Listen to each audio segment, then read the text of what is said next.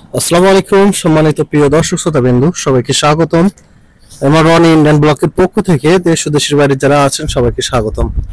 দর্শক শ্রোতাবৃন্দ, আজকে চলে এসেছি যশোর জেলার ঝিগরগাছার ঐতিহ্যবাহী সেই মিশ্রিদাঙ্গা গ্রামের আগাম জাতের পাতাকপি কিভাবে চাষ করছে বা কি পদ্ধতিতে চাষ করছে, এটা কোথা থেকে সংগ্রহ করেছে, সেই বিষয় নিয়ে আজকে সেই বিস্তারিত কথা বলবো।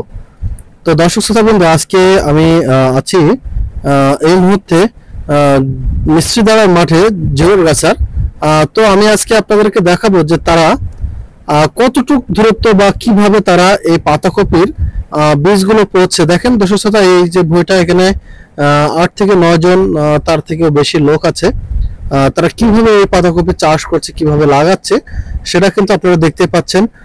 তার আগে আমি আপনাদেরকে তাদের মুখ থেকে কিন্তু বিশেষ কিছু কথা শুনবো যে কিভাবে এই পাতাকপিগুলো চাষ করলে ভালো হবে বা কি পদ্ধতিতে চাষ করলে সব থেকে বেশি ভালো হবে। তো দেখেন দর্শক, প্রতিটা গাছ কিভাবে তারা পড়ছে বা এইগুলো কতটুক হাত অন্তর লাগাতে হবে, সেটাও কিন্তু আজকে আমি আপনাদেরকে দেখাবো। তো দর্শক শ্রোতা, অবশ্যই খেয়াল রাখতে হবে পাতাকপি চাষের সময় কি কি পদ্ধতিতে চাষ করতে হবে, কখন কি সার দিতে হবে, চাষের আগে সার দিতে হবে কি দিতে হবে না, সেটাও কিন্তু আজকে আমি আপনাদেরকে নিয়ে কথা বলছি। তো দর্শক শ্রোতা, এখানে দেখতে পাচ্ছেন একটা পটল ভুঁই।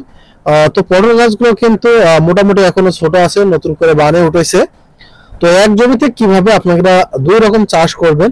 তো এখন এখানে দেখতে পাচ্ছেন এই যে পটল গাছটায় কিছুদিন আগে কিন্তু কিছু সার দেওয়া হয়েছে, টিএসপি, ইউরিয়া, পটাশ, এই ধরনের সার কিন্তু তারা মাটিতে আগে দেওয়া ছিল। এই কারণে কিন্তু এখন যে পাতাকপিগুলো আছে এখন কিন্তু মোটামুটি সার দেওয়া লাগছে না। কারণ কি, মোটামুটি জমিতে কিন্তু ভালো আকারের মানে একটু শক্তি আছে।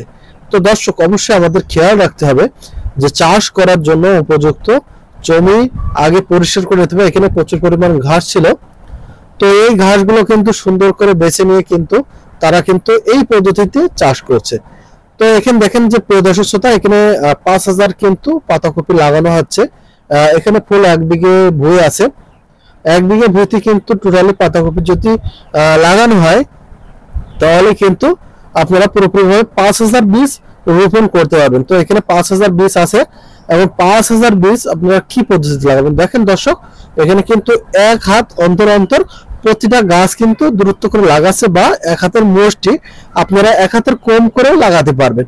তো বেশি ভালো হবে আপনারা যখন পাতাকপি একটু ফাঁকা করে লাগাবেন, যেহেতু আপনার পাতাকপি একটু ঝাঁপায় বা পাতা থাকলেও একটু বড় হয়। এই জন্য কিন্তু আমাদেরকে লক্ষ্য রাখতে হবে সে পাতাকপিগুলো একটু দূরত্বভাবে লাগাতে হবে। দেখেন দর্শক শ্রোতা, তারা কিভাবে কতটুকু গর্ত করছে সেটাও কিন্তু আমি আপনাদেরকে দেখাবো। একসঙ্গে কিন্তু 2টা করে একই লাইন করে কিন্তু বুনতে বুনতে যাচ্ছে 2 সাইডে। আপনার পটল ভুঁইয়ে কিন্তু এভরিথিং সবগুলো কিন্তু এইভাবে পাতাকপি কিন্তু লাগাচ্ছে। তো আগাম জাত, তো এই পাতাকপির কি নাম, কি বীজ শতাংশ আমি নেক্সট ভিডিও আপনাদেরকে দেবো, কারণ এর ভিডিও কিন্তু আরেকটা করা আছে। এই কারণে আমি আজকে পাতাকপির নাম বলছি না, বা আপনার হচ্ছে কোথা থেকে সংগ্রহ করা হয়েছে সেটাও কিন্তু নেক্সট ভিডিও আপনারা পাবেন, বা কি পদ্ধতিতে লাগাচ্ছেন বা কি কি সার দেবেন সেইগুলো নিয়ে কিন্তু আমি বিষয়গুলো নিয়ে কথা আজকে বলছি।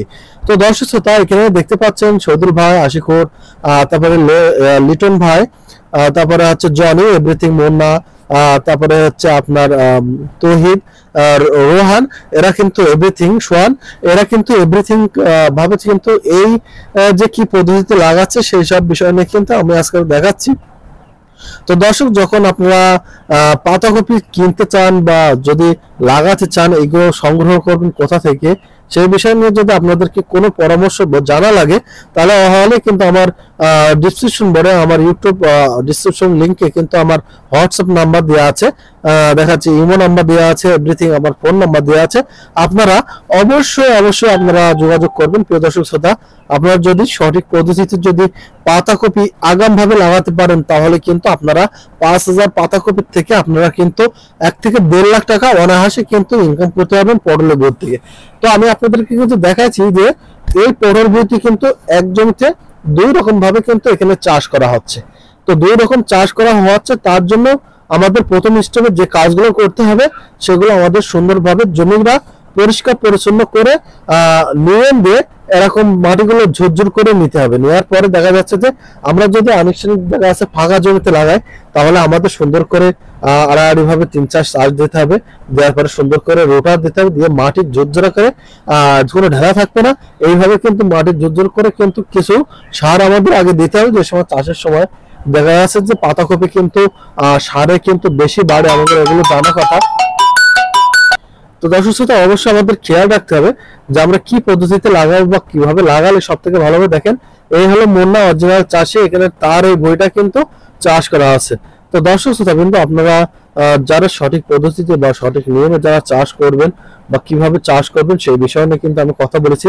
তো আমার এই নেক্সট ভিডিওয়ে কিন্তু আপনারা পাবেন যে কিভাবে আপনারা এই বাঁধাকপি বা অনেক সময় অনেকে লোক হয় পাতাকপি এই চাষটা করবেন, বা এর এ টু জেড ফর্মুলা কিভাবে ট্রিটমেন্ট করবেন, কিভাবে বৃত্তান্ত ভাবে চাষ করবেন, তাহলে কিন্তু আমি সব বিষয় নিয়ে কিন্তু নেক্সট ভিডিও কিন্তু করে যাবো। কিন্তু এই যে পাতাকপি গুলো দেখছেন, এই যে সময়টা এখন লাগানো হচ্ছে, এটা সর্বপ্রথম যদি এখনই লাগানো যায় তাহলে কিন্তু এই পাতাকপির দাম কিন্তু এখনই মোটামুটি, এখন কিন্তু খুব গরম শীতের প্রথম দিকে কিন্তু যখনই আপনাদের পাতাকপি উঠবে বা শীতের সময়, আমরা জানি যে পাতাকপি কিন্তু শীতের সময় চাষ হয়, কিন্তু এখন কিন্তু পাতাকপি 12 মাসই এই